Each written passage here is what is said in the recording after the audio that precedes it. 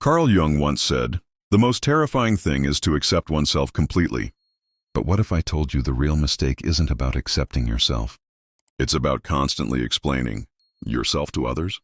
You're so busy justifying your choices, seeking approval and proving your worth, that you're draining the exact energy you need to build the life you truly desire. And by the time we're done, you'll understand why the most successful people in history operated in silence. But first, let me ask you something that may feel uncomfortable.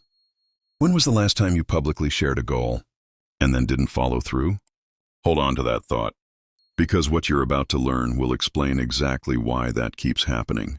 Carl Jung made a powerful discovery about the human psyche. He called it the persona. It's the mask we wear to gain social acceptance. The issue?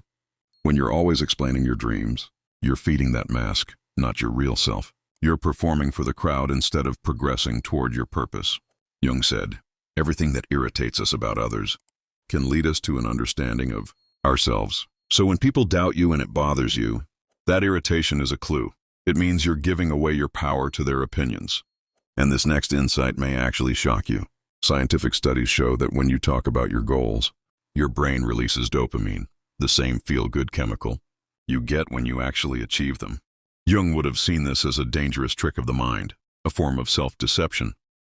You see, your unconscious mind can't tell the difference between saying it and doing it. So when you announce, "I'm starting a business," your brain celebrates as if you already have. That illusion of progress makes you less likely to take real steps forward. And here's something even more hidden. Every time you share your big dreams with others, you're not just exposing your vision, you're triggering their shadows. Carl Jung taught that every person carries a shadow, the darker, hidden parts of themselves they don't want to acknowledge. So when you share your goals and someone tries to downplay them, they're not reacting to your dream, they're reacting to their own unlived life. Jung said, one does not become enlightened by imagining figures of light, but by making the darkness conscious. When your success threatens their comfort zone, it's their shadow speaking, not their wisdom. This goes even deeper. Jung discovered something he called the collective unconscious universal, psychological patterns that influence all of us. One of those patterns? The instinct to pull others down to keep the tribe safe. When you announce your desire to level up, you're challenging millennia of programming. Don't stand out. Don't change. Stay safe with the group. When you rise, it forces others to face the painful truth. They're staying the same. And the unconscious hates that mirror. Now listen closely. This could change how you engage with every single person in your life. Jung said, the privilege of a lifetime is to become who you truly are. But every time you explain yourself, defend your path, or chase validation, you're draining the very life force you need to become that person. Jung believed psychic energy is finite. When you waste it seeking approval, you rob yourself of the energy required for what he called individuation, the lifelong process of becoming your authentic self. And here's a hard truth. Some people will never support your growth. Not because you can't do it, but because they won't.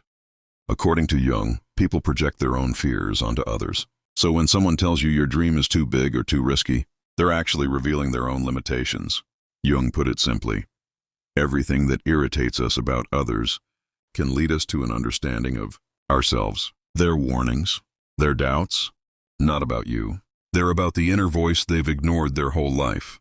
And this is where everything shifts. Jung practiced something called active imagination, a private dialogue with his unconscious. He knew that the deepest transformation doesn't happen out loud, it happens in silence. When you protect your goals from the noise of the world, you create what Jung called a sacred space, where the real you has the safety and strength to emerge. According to Jung, the goal of human life isn't fame or success, it's individuation. The journey of becoming your true self, not who the world wants you to be. But here's the paradox. The more you talk about that journey, the more you become stuck in a group mindset.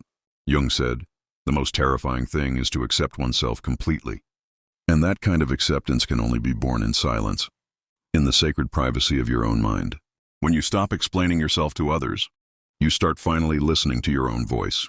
And that's where the real growth begins. This will challenge everything you've learned about motivation. Carl Jung emphasized the power of shadow work, the act of facing the parts of yourself you usually deny. One of those shadows is the compulsive need for external approval.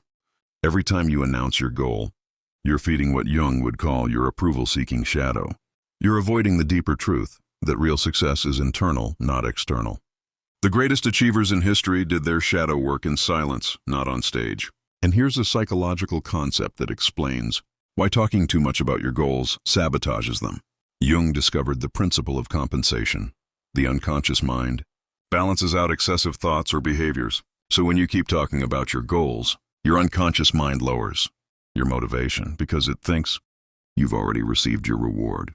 It's like your psyche whispers, you already got the praise, why keep going? Jung knew that the balance between thought and reality requires action, not just endless discussion.